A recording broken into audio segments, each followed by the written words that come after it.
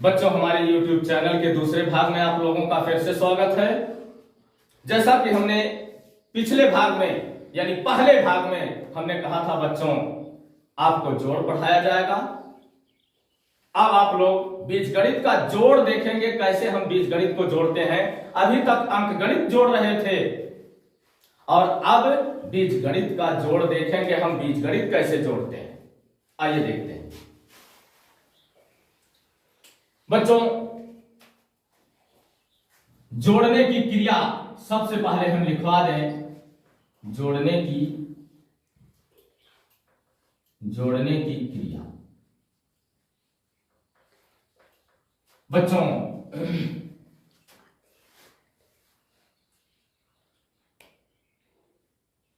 यदि चर पद समान हो, यदि चर पद समान हो तो जोड़ने की क्रिया में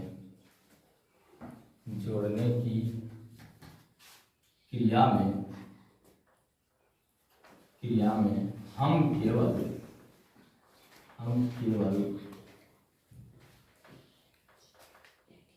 गुणांकों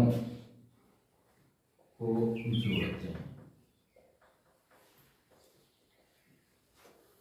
यदि चर पद समान हो तो जोड़ने की क्रिया में हम केवल गुणांकों को जोड़ते हैं। गुणांकों को जोड़ते हैं बच्चों। यदि चर पद समान ना हो, यदि चर पद समान ना हो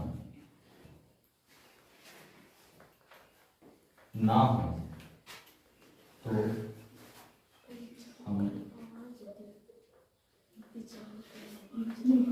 धन चिन्ह लगाकर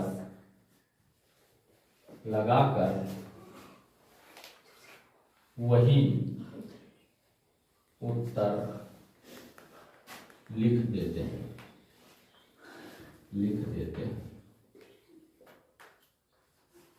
बच्चों देख लीजिए, जोड़ने की क्रिया में अगर चर पद समान है तो हम गुणांकों को जोड़ देते हैं। अगर चर पद हमारा समान नहीं है तो हम धन का चिन्ह रख के वही उत्तर लिख देते हैं। जैसा कि देखते हैं, सबसे पहले हम जोड़ते हैं बेटा x प्लस x बराबर। देख लीजिए, सबसे पहले कहा यदि चर पद समान हो। देख लो, चर पद समान है, दोनों में चर पद समान है। सिर्फ हमें गुणांकों को जोड़ना है। अभी पहले पार्ट में हमने, वीडियो के पहले पार्ट में हमने बताया था बच्चों कि x का गुणांक कितना होता है बच्चों? 1 होता है। इसका गुणांक 1 और इसका गुणांक 1 होता है। दोनों का गुणांक 1 है। हम गुणांकों को जोड़ेंगे, 1 1 2, इसमें 2x हो जाएगा बच्चों। इसी तरह से a प्लस a बराबर 2a। शाबाश बच्चों, 2a। इसका भी गुणांक, इसका भी गुणांक, दोनों का गुणांक 1 है बच्चों, इसलिए 2a होगा। y प्लस y बराबर 2y। m प्लस m बराबर 2m। n प्लस n बराबर 2n। बच्चों हमने गुणांकों को जोड़ा है। आइए देखते हैं फिर, अगर यही 2x प्लस x हो तब यह समस्या कभी कभी हुआ करती है। यह बात जल्दी समझ में नहीं आता है बच्चों, लेकिन आपको ध्यान देना होगा। यह 2x, इसका गुणांक 2 है और इसका गुणांक 1 है।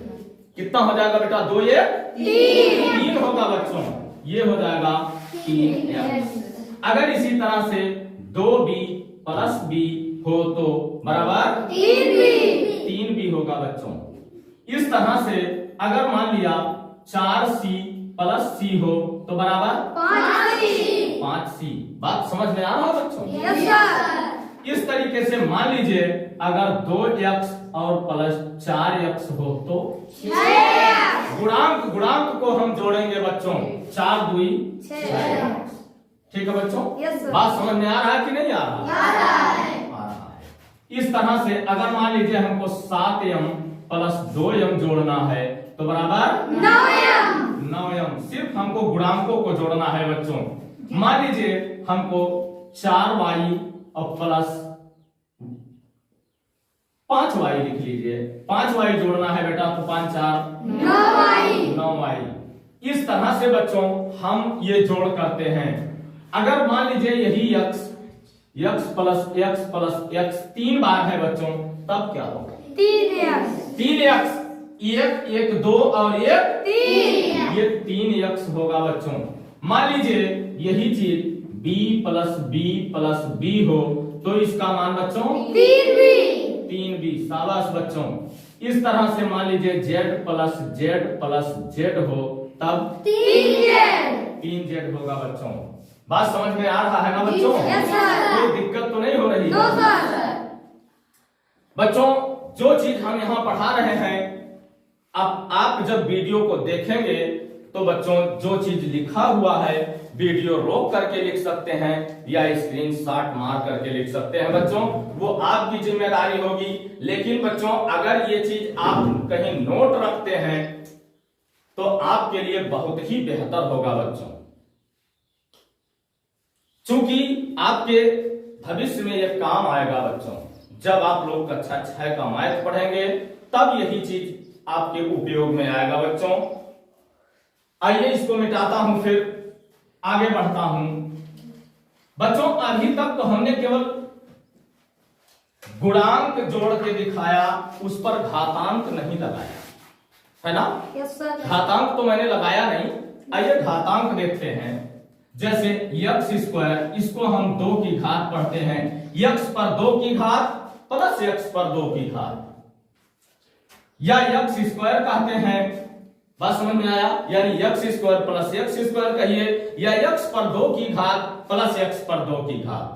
बच्चों हम घातांक से हमारा कोई ताल्लुक नहीं इसमें। आप देख सकते हैं यदि चर पद समान हो तो जोड़ने की क्रिया में हम केवल गुणांकों को जोड़ते हैं, घातांकों की बात नहीं लिखी गई है। ठीक है बच्चों? तो गुणांक इसका भी एक है बच्चों, इसका भी एक है। आपने x देखा है अभी पहले, तो ये 2x² हो जाएगा बच्चों, या 2x पर 2 की घात कहेंगे। ठीक है बच्चों? मान लीजिए ये y³ इसको कहें या y पर 3 की घात कहें, प्लस y³ बराबर 2y³ बच्चों। सिर्फ हमें गुणांकों को जोड़ना है बच्चों। अब आप लोग गुणांक समझते हैं कहां लिखा होता है ना? इस तरह से मान लीजिए z² प्लस z² बराबर 2z²। मान लीजिए m² प्लस m² बराबर 3 बार जोड़ा गया ना बच्चों, इसलिए 3m²। ये होगा बच्चों। बात समझ में तो आ रहा है ना? मान लीजिए ये हो n पर पावर 4 प्लस n पर पावर 4 प्लस n पर पावर 4। इसको अगर 2 की घात है बच्चों, हम स्क्वायर पढ़ सकते हैं या 2 की घात पढ़ सकते हैं। 3 की घात हो तो क्यूब पढ़ सकते हैं या तो पर 3 की घात पढ़ सकते हैं। अगर 4 की घात है तो हम इसको पावर 4 कह सकते हैं, या तो n पर 4 की घात कह सकते हैं। बात समझ में आ रहा है? कहने का तरीका, इस 2 की घात को हम स्क्वायर, 3 के घात को क्यूब, और जब 3 से आगे बढ़ता है घातांक बेटा तो उसको हम पावर लगाते हैं। पावर 4, पावर 5, पावर 6, पावर 7, इस तरह पढ़ा करते हैं बच्चों। ठीक है बच्चों? आइए देखते हैं। तो इसका मान हो जाएगा 3n पर पावर 4, ये हो जाएगा बच्चों। इस तरह से अगर इसमें भी गुणांक सम्मिलित हैं, जैसे 4x² प्लस 2x² बराबर, फिर गुणांक को ही हम जोड़ेंगे, जो है घातांक को कुछ नहीं करेंगे बच्चों। तो 4 2 6x²। इस तरह से बच्चों मान लो 3y³ प्लस 2y³ बराबर कितना? 5y³। इस तरह से बच्चों हम जोड़ने का काम करते हैं।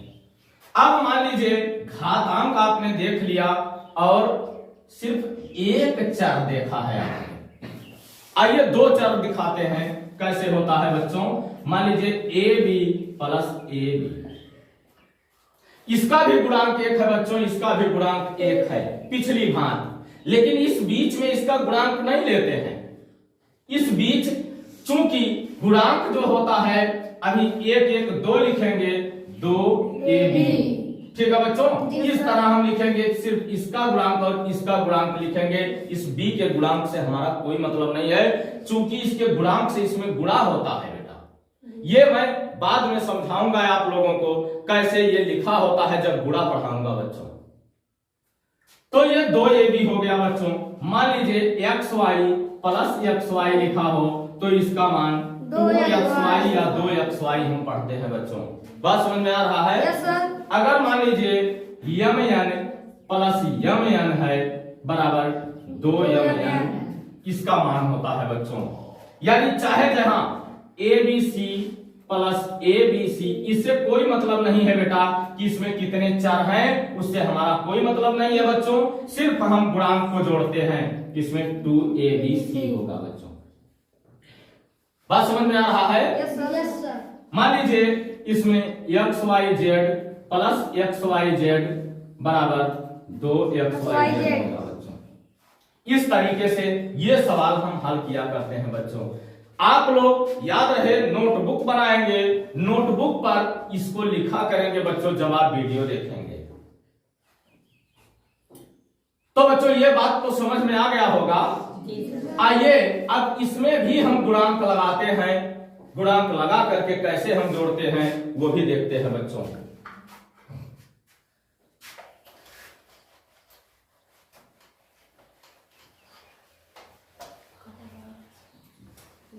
मान लीजिए बच्चों इसमें 3ab प्लस 4ab बराबर 4 3 7ab। कहीं कोई दिक्कत नहीं हो रहा है बच्चों? No sir. मान लीजिए 5mn प्लस 2mn बराबर 7mn। मान लीजिए 6xyz और प्लस 2xyz बराबर 8xyz। इस तरह से बच्चों इसको हम जोड़ने का काम करते हैं। आइए हम घात लगाते हैं, लेकिन घात भी समान होना चाहिए बच्चों, चूंकि कहा है यदि चर पद समान हो। अगर चर पद के घात भी अलग अलग हो गए, जैसा कि बच्चों a² b और ab², ये आपस में समान नहीं है बच्चों। चूंकि a² का मान जब मैं गुणा पढ़ाऊंगा बच्चों तब बताऊंगा। अभी आपको ज्यादा भ्रमित मैं नहीं करना चाहूंगा कि ढेर सारा बता दूं, आपका दिमाग इधर उधर उलझ जाए। इसलिए बच्चों जब गुणा पढ़ाया जाएगा बिल्कुल बखूबी इसको विस्तार से पढ़ाया जाएगा बच्चों, इसमें कहीं कोई दो राय नहीं है। सिर्फ आप लोग आज यही जान लीजिए कि a² a पर 2 की घात b और a b पर 2 की घात, ये दोनों बराबर नहीं है बच्चों। अभी आपको सजातीय विजातीय पढ़ाना बाकी है बच्चों, ढेर सारा बाकी है। लेकिन बच्चों अब मैं प्रयास करूंगा इसको अगले वीडियो में बताने के लिए बच्चों। इसी तरह से ये स्टॉप किया जाएगा। अगली वीडियो में बच्चों मैं बाद में मिलूंगा। बच्चों मेरे चैनल को सब्सक्राइब करना ना भूलें और बच्चों मेरे वीडियो को आगे बढ़ाने का प्रयास करें। धन्यवाद।